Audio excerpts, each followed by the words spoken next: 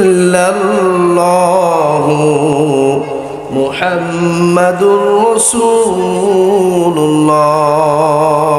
সাল্লাল্লাহু আলাইহি। তাহলে আমি যে কথা বলতেছিলাম, আল্লাহ রাব্বুল আলামিন স্পষ্ট ভাবে জানিয়ে দেয়, আলিফ লাম রা কিতাবুন আনসালনাহু ইলাইকা লিতুখরিজান নাস মিনায-যুলুমাতি ইলান নূর।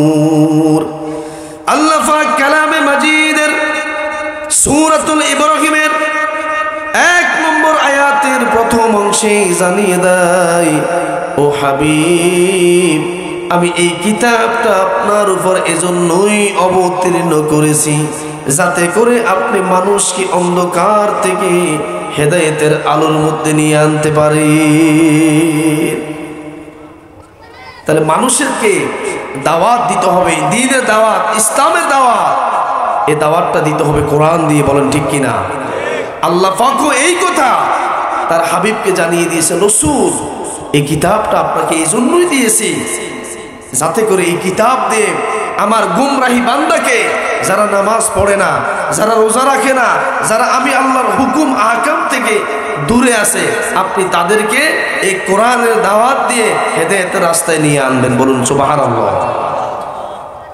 এবার খুব লক্ষ্য করেন, আল্লাহ রাব্বুল আলামিন যারা এই কোরআনের আলোচনা, যারা এই কোরআনের দাওয়াত মনোযোগ সহকারে শুনবেন, তাদের ব্যাপারে আল্লাহ পাক ঘোষণা দিয়ে বলেন, ওয়া ইযা কুরিয়াল কুরআনু ফাসতামিউ লাহু ওয়া আনসিতু লাআল্লাকুম তুরহামুন। আল্লাহ পাক কালামে মাজিদের মধ্যে স্পষ্টভাবে জানিয়ে দেয়, ও দুনিয়ার বান্দা, তোমরা শোনো, তোমাদের সামনে যখন এই কালামে মাজিদের তেলাওয়াত হবে, আলোচনা হবে, তোমরা মনোযোগ সহকারে যদি শুনতে পারো, আশা করা যায় তোমাদের উপর রহমত বর্ষিত হবে। কার কথা? তাহলে এই আয়াতের আলোকে স্পষ্ট প্রতীয়মান হয় যে আমরা যতক্ষণ এই সামিয়ানার ভিতরে থাকব, ততক্ষণ আল্লাহর পক্ষ থেকে রহমত নামক সাকিনা নাজিল হতে থাকবে। তাহলে আমরা বসে থাকতে চাই কিনা? সম্মানিত উপস্থিতি, আমি কালামে মাজিদ থেকে একটা আয়াত তেলাওয়াত করেছি। এই আয়াতটা হচ্ছে কোরআনে পাকের 59 নম্বর সূরা, সূরাতুল হাশর। সূরাতুল হাশরের 18 নম্বর আয়াতটা আমি আপনাদের কাছে সামনে তেলাওয়াত করেছি, এবং আমাদের রাসূল আরবি সাল্লাল্লাহু আলাইহি ওয়াসাল্লামের মুখ নিঃসৃত বাণী থেকে একটা হাদিস তেলাওয়াত করেছি। আল্লাহ রাব্বুল আলামিন যদি তৌফিক এনায়েত করেন, আমি সংক্ষেপে আপনাদের সামনে আল্লাহর এই কোরআন আয়াত এবং রাসূলের সুন্নাহ সম্পর্কে সংক্ষেপে কথা বলবো ইনশাআল্লাহ।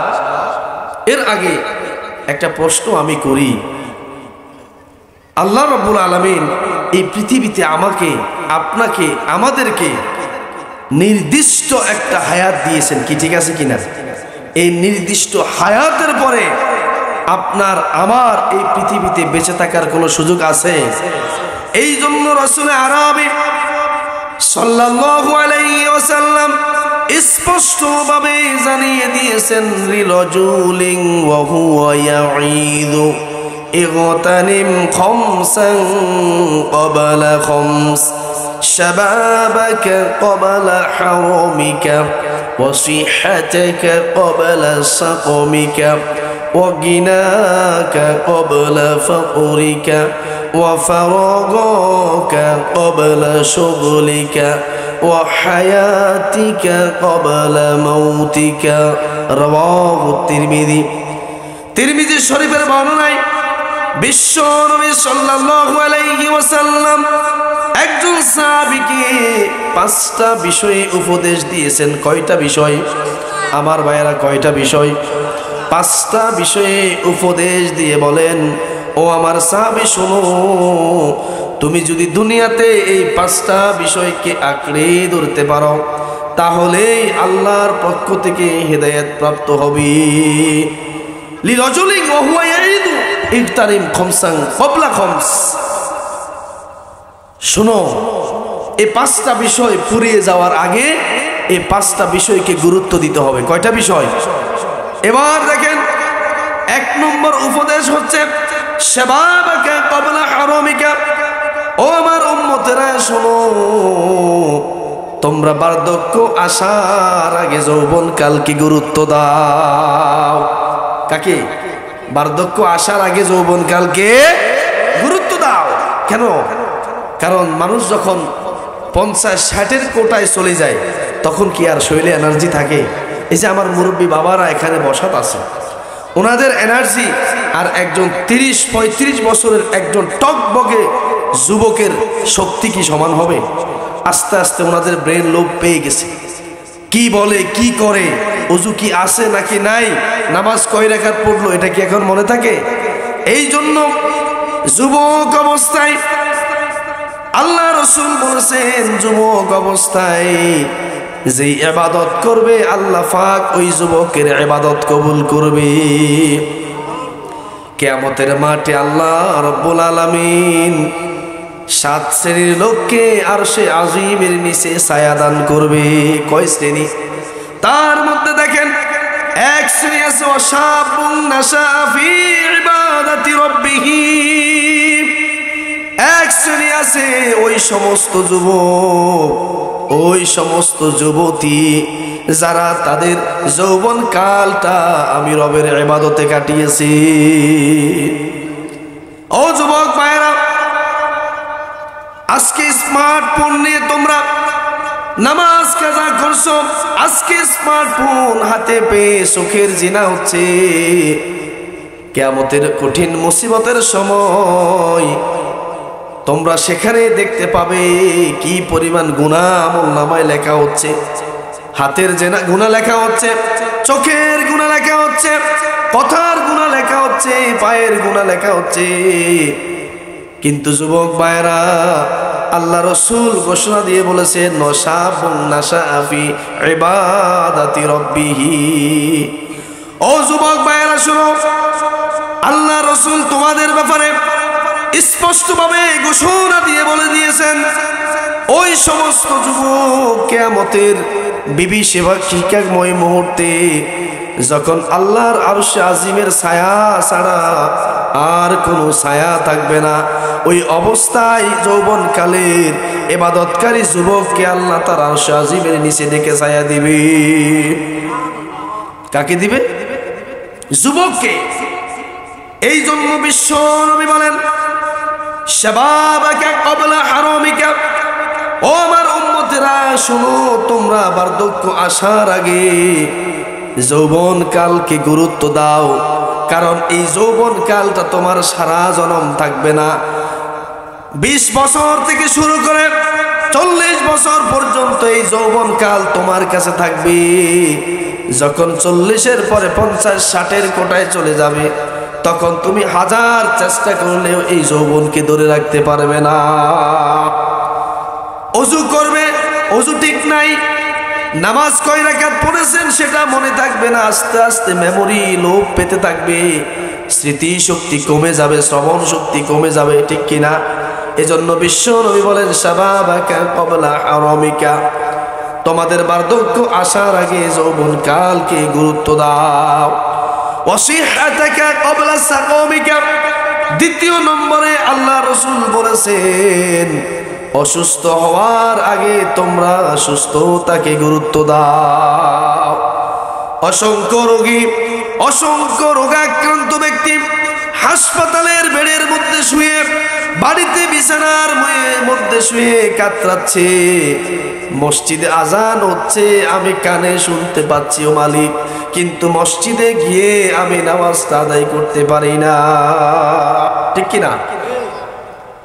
কিন্তু রোগী যারা, তারা তো কাতরাচ্ছে, কিন্তু আমাদের মতো কিছু স্বয়ং সম্পূর্ণ সবল লোকেরা আছে, তারাও তো দোকানের আড্ডায় মোড়ে বসে চায়ের দোকানে বসে, বাজারে বসে, বাড়িতে শুয়ে নামাজ কাজা করছে। কথা বলেন ঠিক কিনা? তাহলে এই সময়টার কি হিসেব নেওয়া হবে না?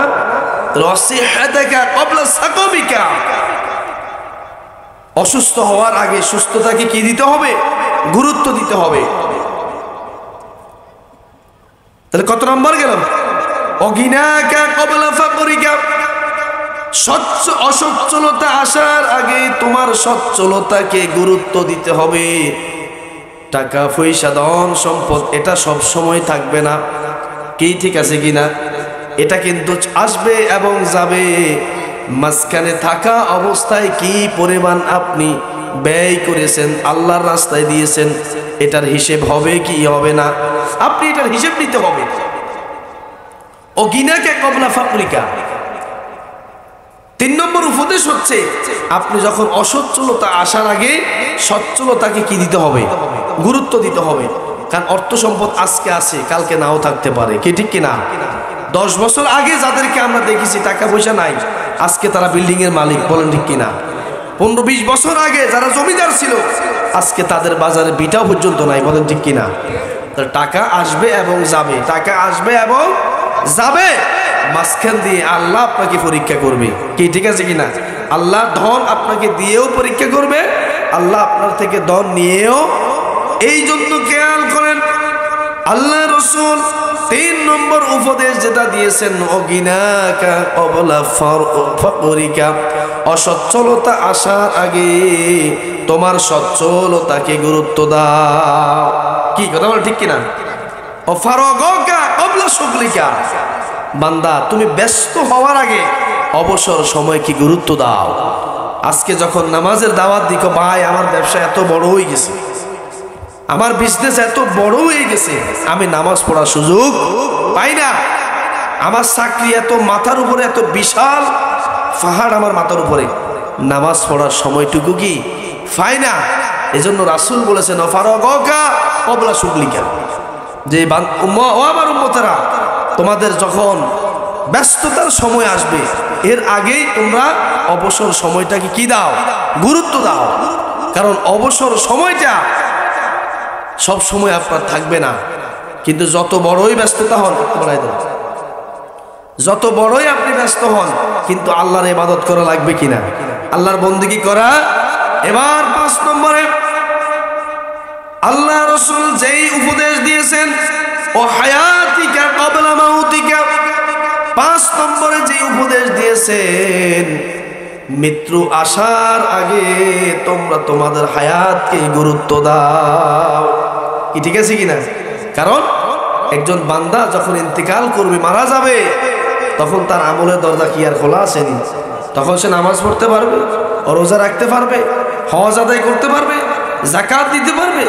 এজন্য আল্লাহ রাসূল বলেছেন, ও হায়াতিকা ক্বাবলা মাউতিকা, ও আমার উম্মতেরা, তোমাদের মৃত্যু আসার আগে তোমরা একটু কি করো? জীবনটাকে গুরুত্ব দাও। তো আমি তারই ধারাবাহিকতা একটা আয়াত নিয়েছি। আল্লাহ রাব্বুল আলামিন কালামে মাজিদের মধ্যে স্পষ্টভাবে জানিয়ে দিয়েছেন, ইয়া আইয়ুহাল্লাযীনা আমানুত্তাকুল্লাহা ওয়ালতানযুর নাফসুম মা কদ্দামাত লিগাদ ওয়াত্তাকুল্লাহ ইন্নাল্লাহা খবীরুম বিমা তা'মালুন। বলুন আল্লাহু আকবার। আল্লাহ রাব্বুল আলামিন কালামে মাজিদের সূরাতুল হাশরের 18 নম্বর আয়াতের মধ্যে ঈমানদারদেরকে লক্ষ্য করে জানিয়ে দেন, ও দুনিয়ার ঈমানদার, ও দুনিয়ার মুমিন, ও দুনিয়ার মুত্তাকি, তোমরা আল্লাহকে ভয় করো। কাকে ভয় করো? আল্লাহকে ভয় করো সদা সর্বদা। কেমন ভয় তোমরা করবে? এমন ভয় তোমাদেরকে করা লাগবে যে ভয়ের কথা আল্লাহ রাব্বুল আলামিন জানিয়ে দিয়েছেন, ইয়া আইয়ুহাল্লাযীনা আমানু ওয়াত্তাকুল্লাহা হাক্কা তুকাতি। আল্লাহ পাক কালামে মাজিদের সূরাতুল আলী ইমরানের 102 নম্বর আয়াতের প্রথম অংশে জানিয়ে দিয়ে বলেন, ও দুনিয়ার ইমানদার, তোমরা আল্লাহকে ভয় করো, হাক্কা তুকাতিহি, যথাযথভাবে ভয় করো। আপনি দিনের আলোতে ভয় করবেন, কিন্তু রাত্রে ভয় করবেন না। আপনার টার্গেট হচ্ছে আমি রাতের 12টার পরে ফজরের আগ পর্যন্ত যা কিছু করব তা তো পৃথিবীর কোনো মানুষ দেখবে না, কি ঠিক আছে কিনা? আপনার টার্গেট হচ্ছে আমি যদি দিনের আলোতে করি তাহলে তো সব মানুষে দেখলো, কি তাহলে এটা কি খারাপ হবে? আর রাতের 12টার পরে সমস্ত মাখলুকাত ঘুমিয়ে যাবে, আমি ওই সময় কাজটা করি নিব, ওই সময় তো কে দেখবে না? কেন ওই সময় কে দেখবে? ওই সময় পৃথিবীর কোনো মানুষ দেখবে না, কোনো মাখলুকাত দেখবে না। দেখার মতন একজন আছেন, তিনি কে? যে আল্লাহ মৃত্যুর পরে আমার আপনার কাছ থেকে দুনিয়ার আয়ুর হিসেব নেবেন, দুনিয়ার হায়াতের হিসেব নেবেন। আপনি রাতের আধারে করেন আর দিনের আলোতে করেন, আমার আল্লাহ সব কিছু দেখতেছেন এবং কিরামান কাতিবিন, দুইজন সম্মানিত লেখক আপনার আমলগুলো নোট করতেছেন, ঠিক কি না? এই জন্য আল্লাহ বলেন, বান্দা, এই পৃথিবীতে তোমাকে আমি স্থায়ীভাবে হায়াত দিই নাই, নির্দিষ্টভাবে হায়াত দিয়েছি। ওই নির্দিষ্ট পরিমাণ সময় ছাড়া তুমি এই পৃথিবীর জমিনে আর বেশি থাকার কোনো সুযোগ হবে। এই জন্য আল্লাহ রাব্বুল আলামিন স্পষ্ট জানিয়ে দেন, ওয়ালিকুল্লি উম্মাতিন আজাল ফাইযা জাআ আজালুহা লা ইস্তাখিরুনা সাআতাও ওয়া লা ইস্তাকদিমুন।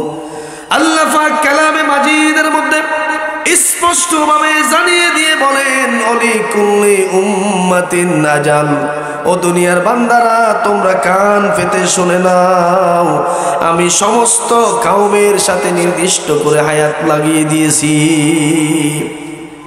ফাইদা জা আজালুহুম, আর যখন সেই সময়টা তাদের সামনে চলে আসবে, লা ইস্তাখিরুনা সাআতাও ওয়া লা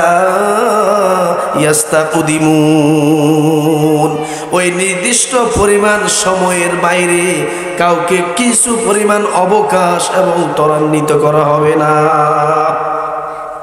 লক্ষ লক্ষ টাকার মালিক, অনেক সম্পদের মালিক, কানি কানি সম্পত্তির মালিক,